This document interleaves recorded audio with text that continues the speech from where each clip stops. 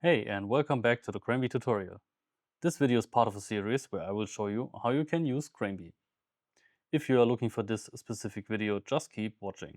But if you're looking for other topics, I'll link all of them in the playlist down below in the video description. In this video, I will show you how you can import pictures and 3D objects, how you can correctly scale them, and how you can move them around in the job site. Let's get started.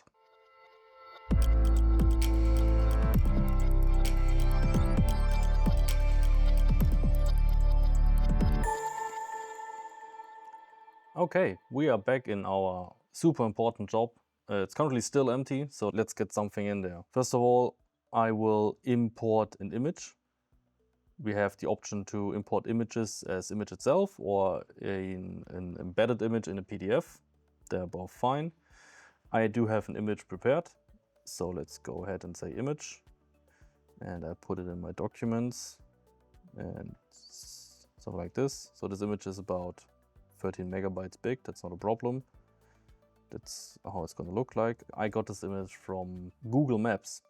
And what's important about this image from Google Maps is that I included the little legend at the lower right corner. And it says it's there, but I don't see it yet. So let's click on the home button first. And there we are. You can also see in the lower left corner where my mouse currently is, this will show you the coordinates that your mouse is currently pointing at in meters. So we are still in a metric project, so it's meters. And you see at origin, it's basically very close to 0. And I don't know if this fits. It might be, no, it's probably too big. So let's go and resize it. What I'm gonna do, again, as I said, I have this scale down here. And then we have the scale button. So I can just say, if I know what the scale is, I can just say, well, it's half scale. So let's put it at 0.5. This works if you have it ready. If you don't have it ready, that's no problem. We just go to where we know how long something is. For example, this is 20 meters long. And I click on the scale button. This will ask me to specify 2 points. We are currently at 0.1. You can see down here, specify 0.1. And I will choose about the middle of this beam. And now it wants us to choose 0.2. And by the way, you can still move around with middle mouse button and your mouse wheel. So if you want to zoom in somewhere to be really, really precise, you can do that. So that's my 0.2. And now it asks me for length. In this case, this is 20 meters. So 20 and enter. And now it's correctly scaled. It might still not be where I wanted to have it. So you see the scale is now at 0.269 and so on. The position is somewhere else, not at origin. You see origin is very far away. What we might do is I say, for example, I know my origin will be like the corner of one of those fields. Let's say the corner of this football field. And this is why I clicked on this big button, the move button, and it asks me to select the base point. My base point in this case will be this corner.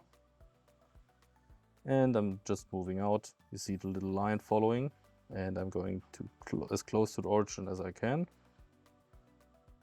And I click again, and we're there.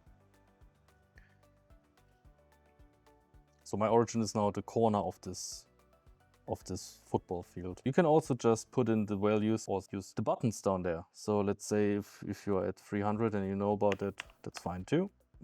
And the Z position can also be changed, but I'm going to leave it at 0 for now.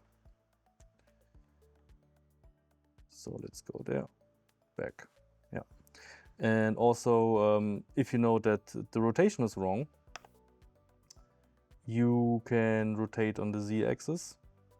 This is single steps, and as you can see, it rotates at this corner, in the lower left corner. This is the rotation point.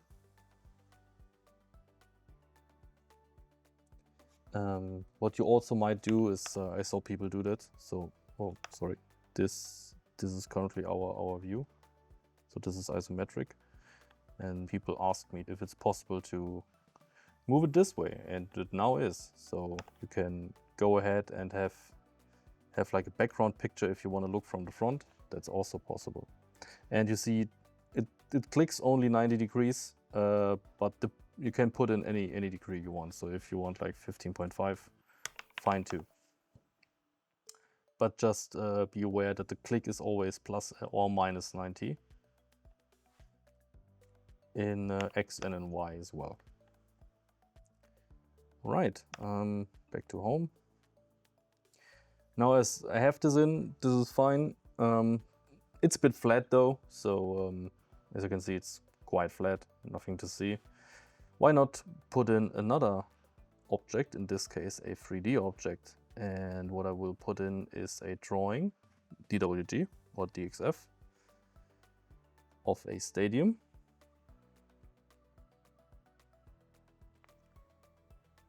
Right, this is imported. It's also put in at 0, as you can see, directly at the 0 point. I will also try to scale it. I think I already scaled it in AutoCAD, but that's fine. I know that the length of the field is about 105 meters. So I will go to this corner and to this corner and say 105, enter. It's almost perfect.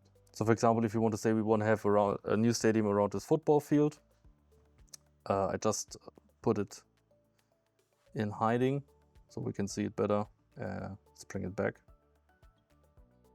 Let's rotate it where the rotation might make more sense. Maybe like 58, 85 degrees looks good. And I want to take it, and I know that I want to have it from this corner, and I can't see the corner right now, so I'm just gonna move it out of the way and place it to this corner. And when I put it back in, it is where it is supposed to be. But I think the degree is wrong, so let's put it to 86. 86 looks better. Right, now I have an underground, I have an object. And we can also do this with IFC and step files, and they work exactly the same. You can also change the name in here, so if the stadium is not alright or not enough, you can say it's what is it? It's a new stadium, and then I say enter, and it's already in there. It also shows me where the drawing is currently saved. And we can go from there. Right, that's it for this video so far. Thank you for watching, and I'll see you in the next one. Goodbye.